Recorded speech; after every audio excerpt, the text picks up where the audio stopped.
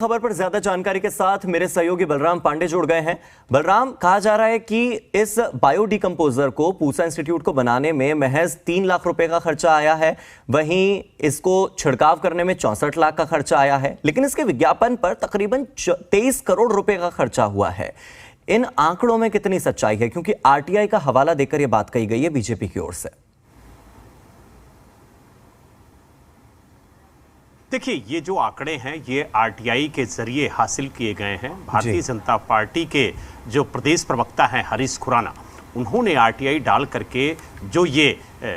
पराली का घोल तैयार किया गया था उस पर जवाब मांगा था और ये जानकारी मांगी थी कि आखिरकार इस घोल को तैयार करने में कितना खर्च आया है और इसके छिड़काव में कितना खर्च आया है, कितने किसानों को इसका लाभ मिला है और इसके प्रचार प्रसार में कितना खर्च हुआ है। लेकिन जब आरटीआई का जवाब आया तो वो जवाब चौंकाने वाला था, क्योंकि जो 2 सालों में घोल तैयार किया गया था उसकी जो लागत थी वो महज 3,79,000 रुपए थी। लेकिन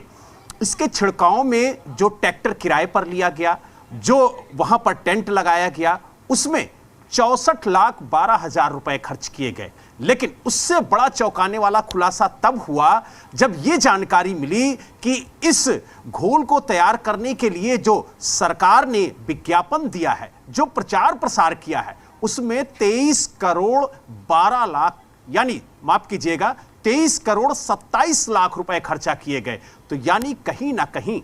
अगर यह घोल इतना परफेक्ट था, इतना कारगर था, तो फिर यह घोल आगे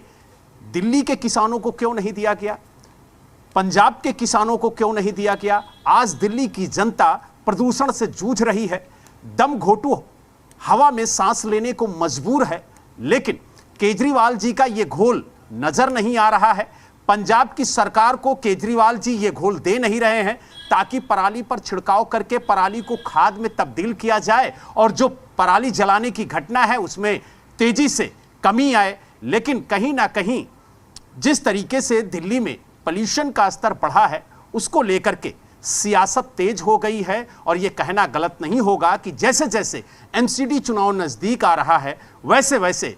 पॉल्यूशन को लेकर के कांग्रेस और भारतीय जनता पार्टी केजरीवाल सरकार पर हमलावर हो रही हैं। बलराम, आप कह रहे हैं कि दोनों ही पार्टियां हमलावर हो रही हैं। एक तरफ बीजेपी आरोप लगा रही है कि पंजाब को क्यों नहीं दिया गया, दूसरी तरफ जागरूकता अभियान चलाते हुए कांग्रेस की ओर से अनिल चौधरी और बाकी वरिष्ठ नेता हैं जो कांग्रेस के, वो सड़कों पर उतर आए हैं। कुल मिलाकर ये इसीलिए है क्योंकि केजरीवाल सरकार को पॉल्यूशन के मुद्दे पर घेरना है और पॉल्यूशन कम करना है, या इसकी वजह यह है कि एमसीडी चुनावों की घोषणा हो चुकी है? देखिए हार्दिक, 1 साल पहले तक केजरीवाल सरकार इस बात को लेकर के बार बार दावा करती थी कि दिल्ली में पॉल्यूशन बढ़ने की वजह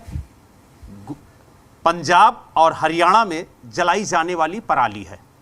लेकिन जैसे ही पंजाब में आम आदमी पार्टी की सरकार आती है उसके बाद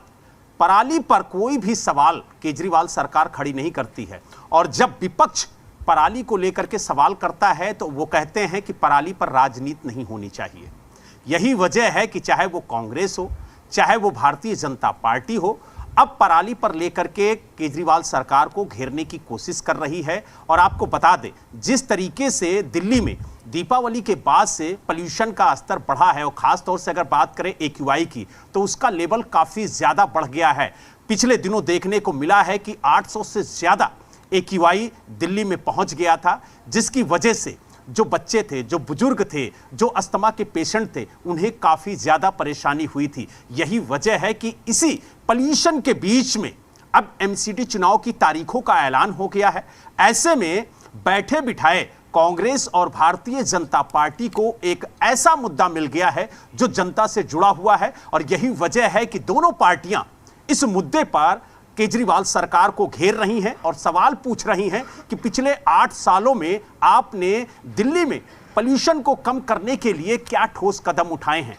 आपने यमुना की सफाई के लिए क्या ठोस कदम उठाए हैं। बलराम, जो सवाल बीजेपी और कांग्रेस उठा रही है, तो फिर बीजेपी को भी इस बात के लिए तैयार रहना चाहिए कि केजरीवाल सरकार की ओर से और आम आदमी पार्टी की ओर से एमसीडी में बैठी बीजेपी से भी सवाल पूछे जाएंगे और तब जवाब बीजेपी के पार्षदों को और मेयर को भी देना होगा। बहुत बहुत शुक्रिया इस पूरी जानकारी के लिए और हमें विस्तार से पूरी खबर को समझाने के लिए।